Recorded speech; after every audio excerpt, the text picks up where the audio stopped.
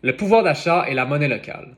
Depuis plus de 10 ans, la guerre ravage le Yémen, plongeant ses habitants dans une crise humanitaire et économique sans précédent. Avec le temps, leur quotidien s'est profondément détérioré.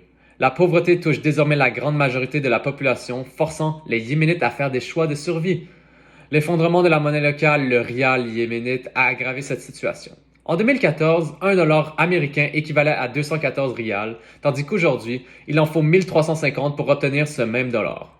Cette dévaluation dramatique a fait exploser le prix des produits importés, rendant des biens essentiels inaccessibles pour de nombreux Yéménites.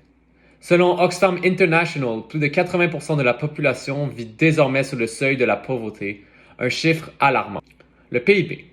Depuis le début de la guerre en 2014, l'économie du Yémen s'est effondrée sous l'effet des conflits armés, de l'instabilité politique et de la crise humanitaire.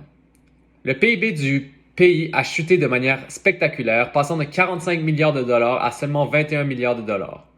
Cette contraction drastique reflète l'effondrement des infrastructures, la paralysie des secteurs productifs et la dépendance croissante du pays à l'aide internationale. En une décennie de guerre, le Yémen n'a connu que 3 années de croissance économique selon le Fonds monétaire international. La destruction et fermeture d'infrastructures. Depuis plus de 10 ans, la guerre au Yémen a plongé le pays dans un chaos total, détruisant ses infrastructures et paralysant son économie. Déjà considéré comme le pays le plus pauvre de la péninsule arabique avant le conflit, il est aujourd'hui en grande partie en ruine.